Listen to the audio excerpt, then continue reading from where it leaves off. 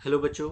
आज का टॉपिक है डिफरेंशिएशन और हम लोग इस टॉपिक को बहुत ही बेसिक तरीके से देखने जा रहे हैं। ठीक है, तो सबसे पहले सबके मन में सवाल उठता है कि सर हम लोग मैथमेटिक्स में डिफरेंशिएशन और इंटीग्रेशन करते क्यों हैं।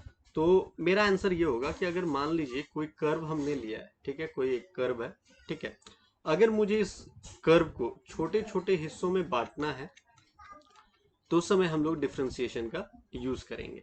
और फिर से इसी कर्व को अगर मैं जोड़ करके फिर से वो नया कर्व बनाना चाहता हूं, ठीक है, तो उस समय हम लोग इंटीग्रेशन यूज करेंगे।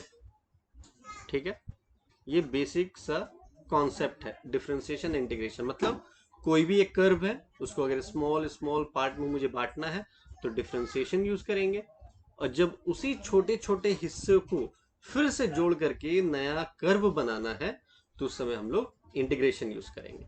Got it?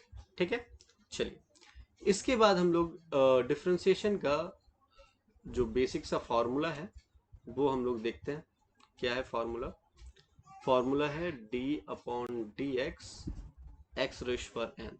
मतलब यहाँ पे हम लोग एक्स रेश पर एन को डिफ्रेंशिएट कर रहे हैं विथ रिस्पेक्ट टू एक्स। तो फॉर्मूला क्या होगा? N x n minus one. ये हमारा बेसिक सा फॉर्मूला है डिफ्रेंशिएशन का। तो अगर इसी फॉर्मूले को देखते हुए अगर मैं एक क्वेश्चन करूं, जैसे एक्स रेश पर 4 दे दिया मैंने, तो कंपेयर कीजिए। यहाँ पे n जो है वो क्या है? 4 है। तो n की जगह हम लोग क्या रखेंगे? 4x 4 minus one. तो आंसर हमारा आ जाएगा 4x क्यूब। ठीक है, तो इसको हम लोग पढ़ेंगे कैसे? एक्स रेश पर 4 को डिफ्रेंशिएट कर रहे हैं विथ रिस्पेक्ट टू x। ठीक है, अब क्वेश्चन उठता है कि सर हमेशा क्या विथ रिस्पेक्ट टू एक्स ही करना पड़ेगा हमें? तो नहीं, ऐसा नहीं है। ठीक है, आपको जो भी कंडीशन वहां पे दिया जाएगा तो उसी कंडीशन के हिसाब से आपको करना है। जैसे मान लीजिए एक्स की जगह टी भी हो सकता है। जैसे आपको दे दिया गया डी अपॉन डी टी, आपको दे दिया टी क्यूब, तो फिर से वही फॉर्मूला 3 आगे आ जाएगा, T 3 minus one.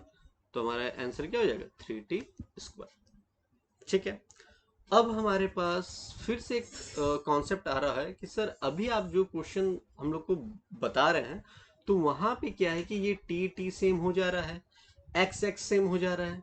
But sir अगर मान लीजिए यहाँ पे टी क्यूब होता और यहाँ पे एक्स होता तो सर उस समय हम क्या कर सकते थे? तो वो भी मैं बताता हूँ आपको उस समय क्या करना है। जैसे मान लीजिए एक एग्जांपल लेते हैं हम लोग। जैसे मान लीजिए आपको d अपॉन डी एक्स दे दिया मैंने और यहाँ पे दे दिया वाई क्यूब। ठीक है, अब मैंने बोला वाई क्यूब को डिफ्रेंशिएट करो विथ रिस्पेक्ट टू x। अब ध्यान से देखिएगा, उस समय टी टी सेम था, एक्स एक्स सेम था। अब यहाँ पे y और x है, मतलब दोनों डिफरेंट है। तो डिफरेंट है तो कुछ डिफरेंट सा फॉर्म भी होना चाहिए, ऑब्वियस से बात है। ठीक है, तो देखिए फॉर्मूला तो सेम होगा, फॉर्मूला में कोई चेंजेस नहीं है। यहाँ पे हम लोग लिख देंगे 3y 3 माइनस वन। अब ध्यान से देखिएगा y और x अलग अलग है, तो उसके लिए हम लोग यहाँ पे लिखेंगे dy अपॉन डी एक्स। तो हमारा फाइनल आंसर होगा 3y square d y upon D x. अब आपका क्वेश्चन होगा कि सर मान लीजिए यहाँ पे थीटा होता है, या मान लीजिए सर टी क्यूब होता तो यहाँ D T by D X लिखते। जैसे मान लो for an example D upon D X दे दिया मैंने और यहाँ पे दे दिया आपको टी क्यूब, तो इसका आंसर होता 3t square D T by D x. आया समझ में? चलिए इसके बाद ये कॉन्सेप्ट समझने के बाद हम लोग आगे बढ़ते हैं। आगे अब हम लोग सीखेंगे, बताता हूँ मैं एक सेकंड। अब देखिए डिफरेंशिएशन में हम लोग सीखेंगे अभी कि जैसे मान लो कोई भी कांस्टेंट टर्म, जैसे मान लो 500 दे दिया मैंने, अब इसका डिफरेंशिएशन होता है 0। ठीक है, कोई भी कांस्टेंट टर्म आप ले लिए, आप 80 ले लिए, फिर भी इसका आंसर 0 होता है। बट अगर वही मैं आपको बोलूं कि किसी वेरिएबल का उसी के रिस्पेक्ट में, जैसे मान लो x का x के रिस्पेक्ट में अगर करोगे तो 1 होगा, आंसर क्या होगा? 1। अगर जैसे मान लो y का y के रिस्पेक्ट में करोगे तो आंसर होगा 1। ठीक है, ये याद रखिएगा। बट अगर आप पूछोगे कि सर ये 1 आया कैसे, जरा आप एक्सप्लेन करेंगे, तो चलिए मैं आपको बताता हूँ ये 1 आया कैसे। ठीक है, हमेशा याद रखिए कांस्टेंट टर्म का डिफरेंशिएशन हमेशा 0 होता है, बट सेम वेरिएबल का उसी के रिस्पेक्ट में अगर डिफरेंशिएशन करते हैं तो 1 होता है। वो कैसे, चलिए देखिए। तो जैसे मान लो डी अपॉन डी एक्स है, मैंने यहाँ पे x दे दिया, तो पावर में कुछ नहीं है तो 1। तो अगर पावर में कुछ नहीं है तो 1, तो सेम सेम फॉर्मूला वही। तो यहाँ पे हो गया 1x 1 माइनस 1, तो ये हो गया 1x रेश पर 0। तो 1 इंटू, सभी को पता है x रेश पर 0 क्या होता है, x रेश पर 0 1 होता है, तो 1 इंटू 1, तो फाइनल आंसर क्या हो गया 1।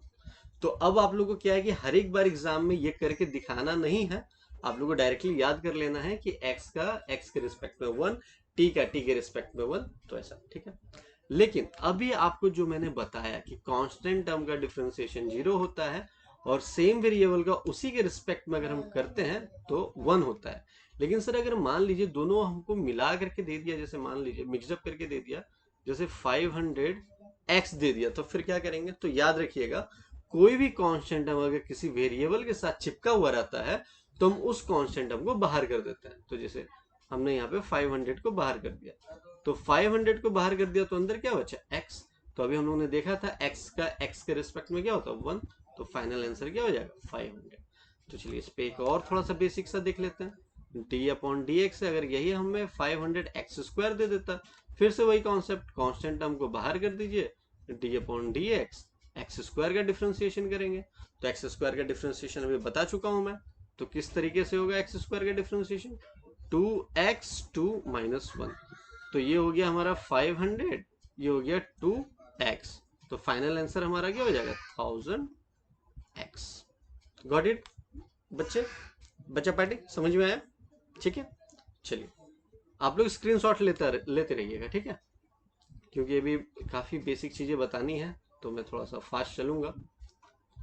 चलिए इसके बाद मैं आपको सिखाता हूं चेन रूल क्या होता है। देखिए जैसे मान लीजिए अभी आपको फॉर्मूला का सीट मैं आपको प्रोवाइड कर दूंगा, आप लोगों को जो भी चाहिए होगा, वर्कशीट चाहिए होगा, फॉर्मूला का सीट चाहिए होगा, आप लोग बिना हिचक के आप मुझे व्हाट्सअप कर सकते हैं, मैं आपको रिप्लाई करूंगा और मैं आपको प्रोवाइड भी करूंगा। ठीक है, विदाउट एनी हेजिटेशन आप लोग कर सकते हैं, कोई भी, मेरे स्टूडेंट हो मेरे स्टूडेंट नहीं हो फिर भी। ठीक है, चलिए उसके बाद अगर मैं आपको बोल रहा हूं कि अगर मान लीजिए डिफरेंशिएशन ऑफ साइन एक्स, तो साइन एक्स का डिफरेंशिएशन कॉस एक्स होता है। ठीक है, ये आप लोग क्लास 11th में आप लोगों ने डेरिवेटिव चैप्टर में प्रूफ दैट किया होगा, साइन एक्स को कॉस एक्स कैसे करते हैं, ये सारी चीजें। ठीक है, अभी हम लोग डिफरेंशिएशन पढ़ रहे हैं तो प्रूफ दैट करने की कोई जरूरत नहीं है, बस हम लोग को याद रखना है कि साइन एक्स का कॉस एक्स होता है। बट अगर मैं यही आपसे बोलूं कि अगर मान लीजिए साइन x² प्लस 1 का मैंने बोल दूं आपको डिफरेंशिएशन करो, तो आपको साइन x² प्लस 1 का डिफरेंशिएशन का फॉर्मूला पता नहीं है,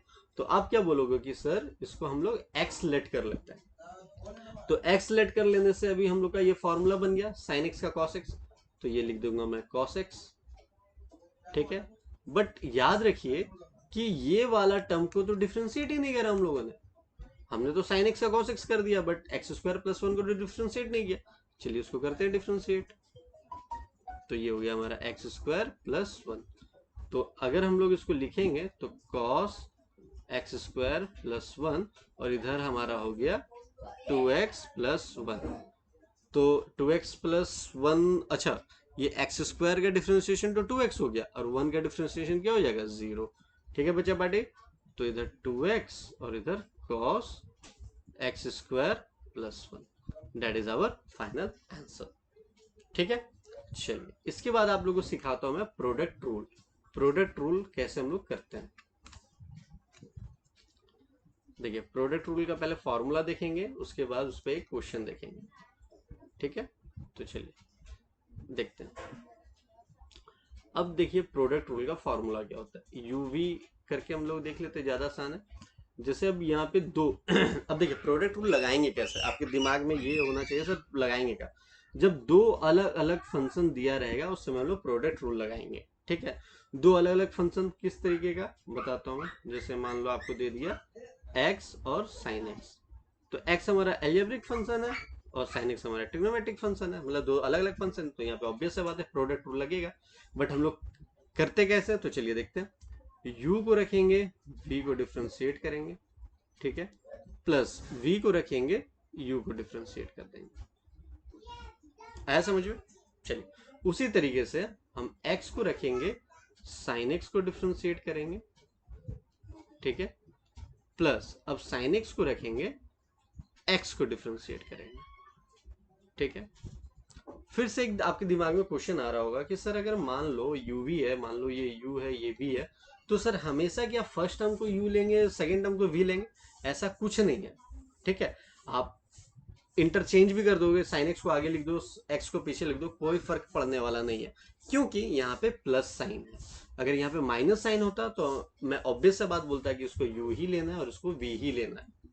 एकदम दिमाग में एडजस्ट कर लीजिएगा, प्लस साइन आंसर आपका ये वाला पार्ट अगर आगे आता है और ये वाला पार्ट पीछे आता है तो कोई फर्क पड़ने वाला नहीं है। तो इसका आंसर क्या हो जाएगा, एक्स, ये पूरे टर्म का क्या हो जाएगा, साइन एक्स का कॉस एक्स, ठीक है, प्लस साइन एक्स तो रख दिया, और ये पूरा टर्म का एक्स का क्या हो जाएगा, 1। क्या आ गया आंसर? ठीक है, गॉट इट। तो हम लोगों ने प्रोडक्ट रूल भी देख लिया यहाँ पे, ठीक है। अब हम लोग डिवीजन रूल देखते हैं, एक से डिवीजन रूल देखते हैं, फिर उसके बाद आप लोग को एक वर्कशीट में आपको प्रोवाइड कर दूंगा, आप लोग व्हाट्सएप कर लेना, तो ताकि नंबर ऑफ क्वेश्चन जब बेसिक्स वाले बेसिक वाले कर लोगे तो फिर कोई प्रॉब्लम नहीं होगा। अच्छा हाँ, ये वीडियो फिर अगर आप लोगों के मन में क्वेश्चन आ रहा होगा कि सर ये जो वीडियो है वो किनको किनको हेल्पफुल होगा, तो जो बच्चे डिफरेंशिएशन बेसिक से जानना चाहते हैं उनके लिए होगा, प्लस फिजिक्स वाले बच्चे जब motion in straight line chapter पढ़ेंगे तो उसमें भी ये काफी उनको हेल्पफुल होगा। तो ये सारे बच्चों के लिए है, ठीक है, जिनको भी डिफरेंशिएशन अच्छे तरीके से जानना है, ठीक है। चलिए, डिवीजन रूल पहले हम लोग सबसे पहले फॉर्मूला देख लेते हैं इसका, फिर से वही u अपॉन v करके हम लोग करेंगे। तो ये जो डिनोमिनेटर है उसका स्क्वायर हो जाएगा, v को रखेंगे, u को डिफ्रेंशिएट करेंगे, माइनस u को रखेंगे, v को डिफ्रेंशिएट करेंगे। हाँ, यहाँ पे वो वाला टर्म जो आपको मैंने बताया कि पिछले बार u और v किसी को भी ले सकते थे, बट यहाँ पे नहीं ले सकते क्योंकि यहाँ पे माइनस साइन है, याद रखिएगा, ठीक है। तो यहाँ पे एक क्वेश्चन कर लेते हैं हम लोग, एक क्वेश्चन ले लिया मैंने, साइन एक्स अपॉन एक्स ले लेता हूँ, काफी इजी है, ठीक है। सेम एकदम पुटअप करना आपको, v क्या है यहाँ पे, v हमारा x है तो एक्स स्क्वायर हो जाएगा। अब v को रखना है मतलब x को रख दिया, d upon D x, you को डिफ्रेंशिएट करना है मतलब साइन एक्स को डिफ्रेंशिएट कर दिया, ठीक है, माइनस अब u को रखना है, u हमारा क्या है यहाँ पे, साइन एक्स है, और किसको डिफ्रेंशिएट करना है, x को कर दिया यहाँ पे, ठीक है। तो यहाँ पे हो गया x, साइन एक्स का हो जाएगा cos x, माइनस ये हो गया मेरा साइन x, और ये x का क्या हो जाएगा 1, तो 1 लिखिए ना लिखिए कोई फर्क नहीं पड़ता, ये x square, that is the final answer, ठीक है। तो आज की क्लास में हम लोगों ने काफी बेसिक चीजें देखी हैं, रूल्स देखा है, रेगुलेशन, रूल्स एंड रेगुलेशन देखा है, सॉरी, ठीक है। तो अगर इस पे आप लोग को कुछ बेसिक क्वेश्चंस चाहिए होगा या प्रैक्टिस के लिए आप लोग को चाहिए होगा, आप लोग मुझे व्हाट्सएप, बार बार मैं कह रहा हूँ, आप लोग मुझे व्हाट्सएप कर लीजिएगा, मैं आपको बेसिक्स क्वेश्चन सारे प्रोवाइड कर दूंगा। बाकी नेक्स्ट वीडियो में इसके आगे का हम लोग क्वेश्चन देखेंगे, इसके आगे का कॉन्सेप्ट हम लोग सीखेंगे। टिल देन बाय बाय, और अच्छे से पढ़ाई कीजिए, और बस कभी भी हेल्प की जरूरत होगी मैं ऑलवेज आप लोग के साथ हूँ, ठीक है, बाय बाय।